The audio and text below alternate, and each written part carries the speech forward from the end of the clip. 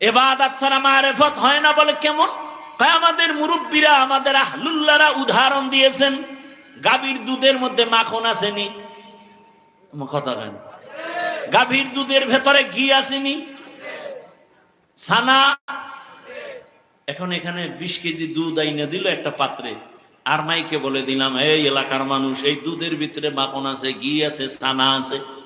এক বোকা এসে হাত দিয়া খুঁজতেছে, দেখি পাইনি আধা কেজি।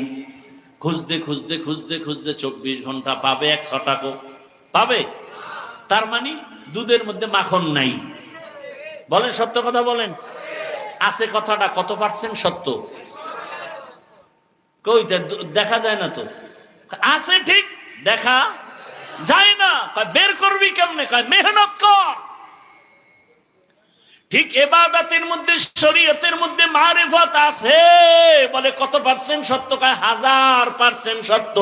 দেখা যায় না কেন? বলে মেহনত করো। কি মেহনত? বলে তাকওয়ার মেহনত লাগাও। তাকওয়ার মেহনত যখন করবা তখন দেখবা দুধের মধ্যে মেহনত করো, মেহনত করতে করতে দেখবা মাখন ভেসে উঠেছে।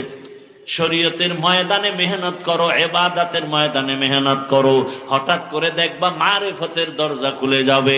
ওয়াল্লাযীনা জাহাদু ফীনা লানাহদিয়ান্নাহুম সুবুলানা ওয়া ইন্নাল্লাহা লামাআল মুহসিনিন।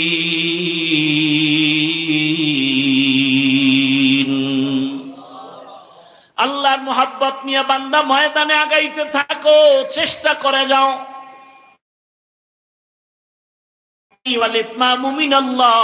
চেষ্টা যদি করার মতো করতে পারো তাকওয়ার লাইনে, দেখবা আল্লাহ একটা রাস্তা খুলবেন না, সুবুলানা আই তুরুকানা, অনেক রাস্তা খুলে দিবেন।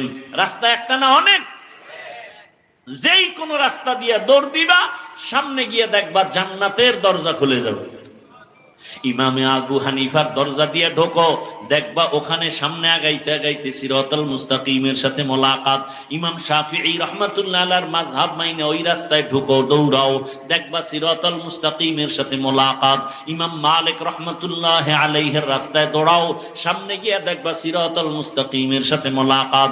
ইমাম আহমদ বিন হাম্বলের রাস্তায় দৌড়াও, সামনে গিয়ে দেখবা সিরাতাল মুস্তাকিমের সাথে মোলাকাত হয়ে যাবে সবাই। কারণ এরা তাকওয়ার ময়দানে নিজেদের জীবনকে সুন্দরভাবে আস্তর করে নিয়েছেন। ওরে আল্লাহর বান্দা, এদের তাকওয়ার কোনো অভাব নাই। ইমামে আজম কি পরিমাণ তাকওয়াওয়ালা, সারা রাত বয়ান করলে শেষ করা যাবে। লাকাদ জানাল বিলাদা ওয়া মান আলাইহা ইমামুল মুসলিমিনা আবু হানিফা। এবার আসেন, ইবাদত কি, ইবাদত কেন, ইবাদত কিভাবে, ইবাদত কি? কথার জবাব হলো মানুষের জীবনের প্রত্যেকটা সাইডে আল্লাহর হুকুম বাস্তবায়ন করে চলার নাম ইবাদত। আল্লাহর হুকুম জীবনে বাস্তবায়ন করার নাম ইবাদত। আল্লাহর হুকুম নাই এমন কোন রাস্তা, এমন কোন কাজ মুমিনের নাই। আপনি বাথরুমে যাবেন, সেখানেও আপনার আল্লাহর নির্দেশনা। কেমনে ঘুমাবেন, কেমনে খাবেন, কিভাবে ব্যবসা করবেন, চাকরি করবেন, সব জায়গায় আল্লাহর হুকুম বাস্তবায়ন করেন ইবাদত। দুনিয়াতে যা করবেন সব ইবাদত।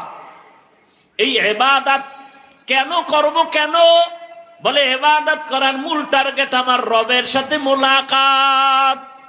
ইবাদত করার মাকসাদ হলো রবের সাথে মোলাকাত, বিনিময়ে পুরস্কার পাবো, শান্তির ঠিকানা জান্নাত।